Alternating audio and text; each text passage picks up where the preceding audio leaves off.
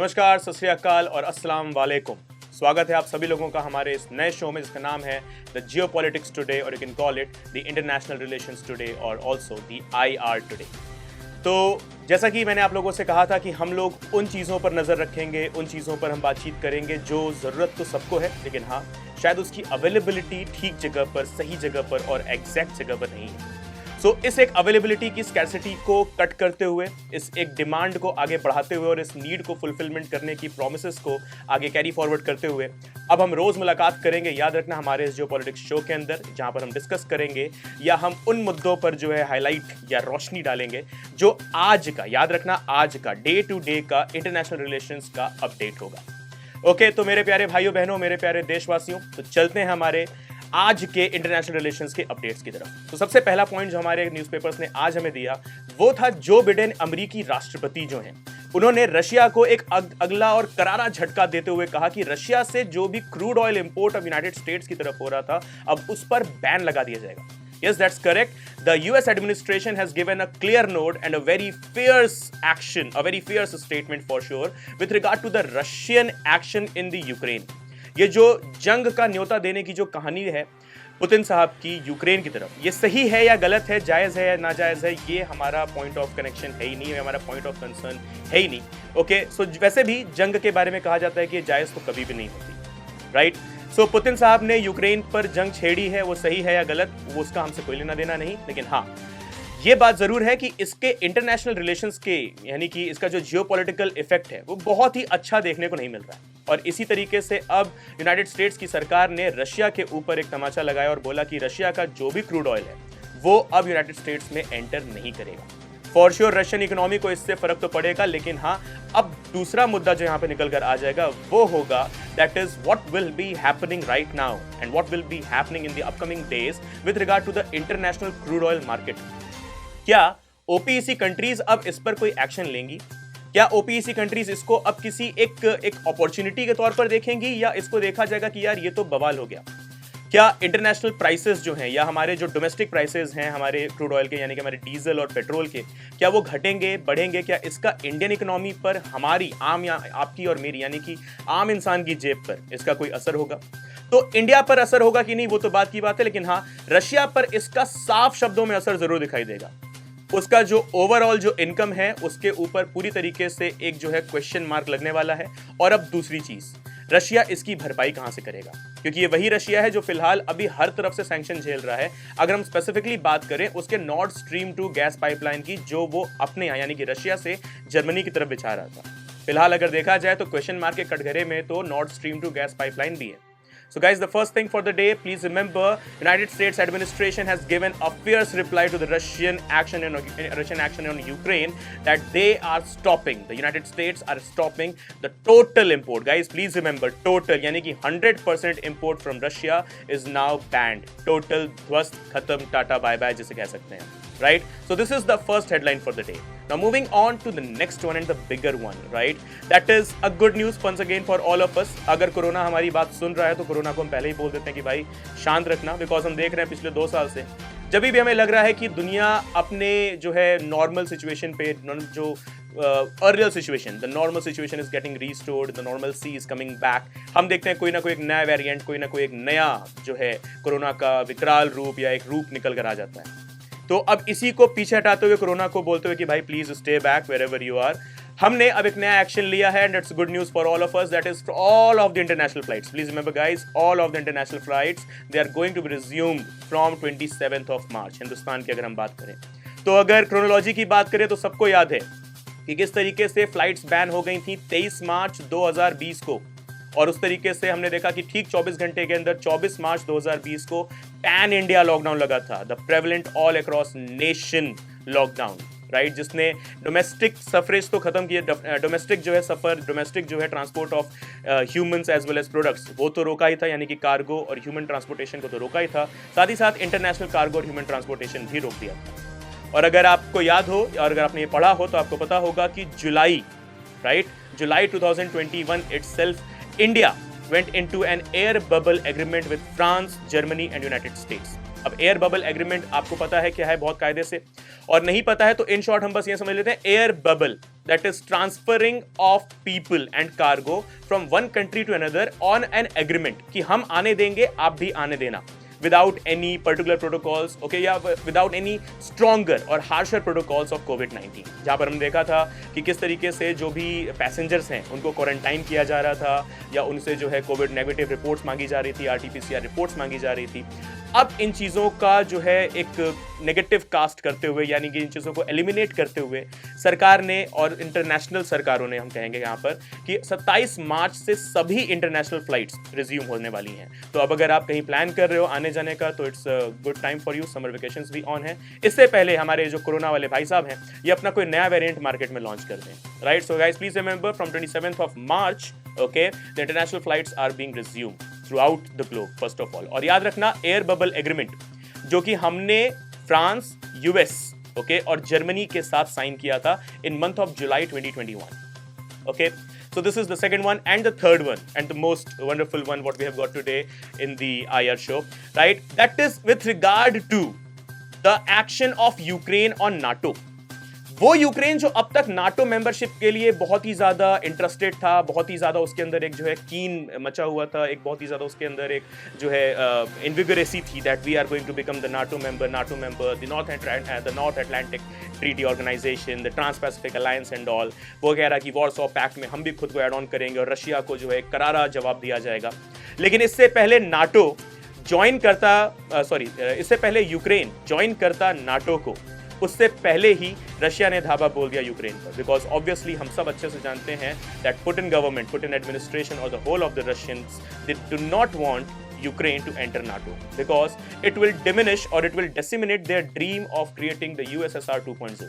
तो USSR 2.0 अगर नहीं बनता है, जो कि हम एज्यूम कर रहे हैं कि रशिया की मौजूदा इंटरनेशनल और डोमेस्टिक पॉलिसीज को ध्यान में रखते हुए कि कहीं ना कहीं ये जो 1990 में खत्म हो गया था, इसको वापस से ये 2022-23 के दशकों में ये शुरू करने की कोशिश कर रहे हैं with regard to tackling the organizations like the new Quad, first of all, yes, on which we can see that United States, though out from the Central Asian politics, out from the TAN countries, but still with the help of this new Quad, United States is showing its absolute presence into the Central Asian or the TAN countries politics, right? Specifically the Afghanistan, Pakistan, right? अब वो countries जो कि gateway to the West Asia के तौर पर काम करेंगी, gateway to the West Asia और the gateway to the Middle East, जो कि अपने आप में फेमस है for its crude oil only. और वही क्रूड ऑयल जहां पर रशियन रिफाइनरीज भी अवेलेबल है, वही रशियन रिफाइनरीज जो क्रूड ऑयल निकाल रहे हैं और इनके क्रूड ऑयल को अब यूएस एक्सपोर्ट नहीं कर रहा है, यूएस इंपोर्ट नहीं कर रहा है। ये रशियन गवर्नमेंट अब एक्सपोर्ट नहीं कर पाएगी अपना क्रूड ऑयल यूएस की तरफ। सो इंटरकनेक्टेड कॉन्सेप्ट है, ध्यान रखना है हमें इस बात का। दैट इज सिंपली यूक्रेन का मुद्दा। यूक्रेन ने अब बोला, वो यूक्रेन जो कि नाटो मेंबरशिप के लिए जिसे बोलते हैं ना मरा जा रहा था, वो यूक्रेन जो नाटो मेंबरशिप के लिए था कि कुछ भी कर लेना है, बस इसे हासिल करना है, आज ही उसी यूक्रेन ने यानी कि उनके प्रेसिडेंट ने मिस्टर जेलेंस्की, वोलोदिमीर जेलेंस्की, उन्होंने क्लियर स्टेटमेंट दिया है, now we do not need the NATO membership anymore because it is like kind of a धोखा, a traitorship what Ukraine is feeling, because Ukraine almost NATO का member बन चुका था, बस एक बोलते ना फॉर्मल एग्रीमेंट साइन नहीं हुआ था, लेकिन हाँ वो अपने आप को नाटो का मेंबर अब मान ही चुका था। अब ऐसे में जब यूक्रेन पर अटैक हुआ तो यूक्रेन और उसकी पूरी जनता और सरकार दोनों को यही लगा था कि फॉर श्योर कुछ हो या ना हो, NATO government they will come forward and they will help us. But in the mean what we have seen, NATO gave no proper action. Yes guys, correct. No proper action against Russia. No fly zone declare करने की बात हुई, चलो okay fine, but no bombing zone भी declare किया जा सकता था। एक ऐसा कॉन्सेप्ट जहां पर रशिया पर दबाव बनाया जा सकता था, लेकिन हमें फिर समझ में आया कि नाटो कुछ भी हो जाए यूएनएससी के सामने फीका ही रहेगा। At any cost, Russia and China they are good friends, and Russia and China they both are one unit in UNSC.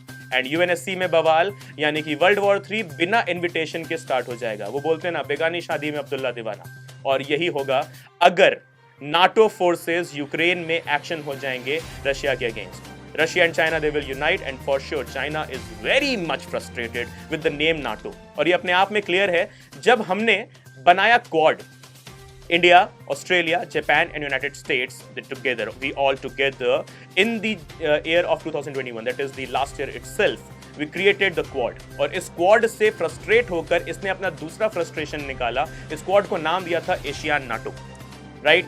तो अब ये एशियान नाटो वर्ड कहां से निकल कर आया? ये शी जिनपिंग गवर्नमेंट, या स्पेसिफिकली हम कहें मिस्टर शी जिनपिंग की फ्रस्ट्रेशन ही थी कि वो बता रहा है कि इनको नाटो से दरअसल कितनी नफरत है। और यही नाटो अब एक्शन लेने की बात करेगा अगर यूक्रेन में, तो obviously Mister Jinping would won't be liking it, and obviously Mister Jinping is a very good friend to Mister Putin, या यूं कह लें Mister China is very good friend to Mister Russia. तो रशिया और China की दास्तान एक हो जाएगी। Obviously it will spark an uninvited war. This war will not be the war of just some, arteries, the artilleries, the advanced day mortal combats, mortal weapons. No, it will be the war of nuclear for sure. It will be the green war. Greenery वाला war नहीं, but yes, green nuclear वाला war. और that will be the end game for sure. Right up. So Ukraine ने बोला है कि भाई ऐसे नाटो की हमें कोई जरूरत नहीं है, हटाओ उसको, टाटा बाय बाय, खत्म करो, हम खुद ही काफी हैं। और ये बात मिस्टर ज़ेलेंस्की खुद वर्दी पहनकर बोलते हैं अपनी आर्मी की। सो हम ऐसे दिलदार और जिस बोलते हैं ना शेर दिल प्रेसिडेंट्स का तो हम बहुत दिल से सल्यूट करते हैं, दिल से उनको हम कहते हैं कि यार वंडरफुल। ऐसे टाइम पीरियड में कोई भी दूसरा प्रेसिडेंट होता तो सबसे पहले सोचता कि मैं अपनी फैमिली को लेकर कहीं तो भी एक अंडरग्राउंड बनकर मैं निकल जाऊं या देश छोड़कर निकल जाऊं, वॉर खत्म होगी, वापस आएंगे, सरकार फिर बन जाएगी। But mister Zelensky was made up of some another particular concepts, not as the general ones, right? So Ukraine ने बोला नाटो को टाटा बाय बाय। इसके ऊपर अब यूएस का एक्शन क्या होगा? और वही यूएस जिसने रशिया को बोल दिया है भाई तुमसे तो तेल खरीदना ही नहीं। अब ये रशिया क्या करेगा? और हाँ, ध्यान रखना इस एक बात का और कि क्या OPEC, that is this oil and petroleum exporting countries, will they take some action? Will they take it as a positive thing? Will they take it as a negative thing? क्या इससे वो कोई एक्शन लेंगे? क्या इससे इनको फायदा होगा? क्या इससे इनको नुकसान होगा? तो फायदा हो या नुकसान जो भी हो, हमें डिस्कस तो करना है। तो अपकमिंग सेगमेंट्स के अंदर जैसे ही इसके ऊपर हमें न्यूज अपडेट्स मिलती रहेगी, हम इसे शेयर जरूर करेंगे आपके साथ। लेकिन हाँ, ध्यान रखना, रशिया है, तेल है, यूएस है, और यहाँ पर OPEC का दूर दूर तक मुद्दा भी नहीं है, चर्चा भी नहीं है। लेकिन हाँ, फिर भी I am giving you a clear cut prediction that ये मुद्दा क्रिएट होगा विद इन अ वीक और 10 days। OPEC will take charge. अब ये चार्ज पॉजिटिव चार्ज होगा या नेगेटिव, ये तो वक्त ही बताएगा। And now coming on to the last headline for the day, though I shall not call it last because इसमें एक छोटा सा मुद्दा और भी है, that is इमरान खान, हमारे प्यारे मित्र, हमारे प्यारे दोस्त, हमारे प्यारे पड़ोसी पाकिस्तान के जो राष्ट्रपति, प्रधानमंत्री जो भी हैं, राइट? अब उनके ऊपर उन्हीं की पार्लियामेंट ने शुरू किया है नो कॉन्फिडेंस मोशन। और अब ये नो कॉन्फिडेंस मोशन क्यों है पाकिस्तानी प्राइम मिनिस्टर के ऊपर, इसे हम देखेंगे अपनी पर्सपेक्टिव सीरीज के अंदर for sure, right? But this is not the last headline for the day. Last headline is for the day with regard to India-Sri Lanka relations, जहां पर आज ही के द हिंदू ने हमें बताया कि the Tusker Raja is no more. The Tusk Raja is no more. Tusk Raja, yes, you heard it correct. Tusk, the elephant tusk. हमारे यहाँ एक राजा हुआ करते थे, राजा जयचमारेंद्र, ओके? अब जयचम राजेंद्र, अगर उनका हम क्लियर नाम बोलें, so he was the Raja of Mysuru who gifted a very wonderful and a very strong elephant, a strong elephant who was known for his wonderful tusks, a tusk which represents the crown. इन्होंने श्रीलंका को gift किया था। 69 years old this elephant was, born in 1954. He died.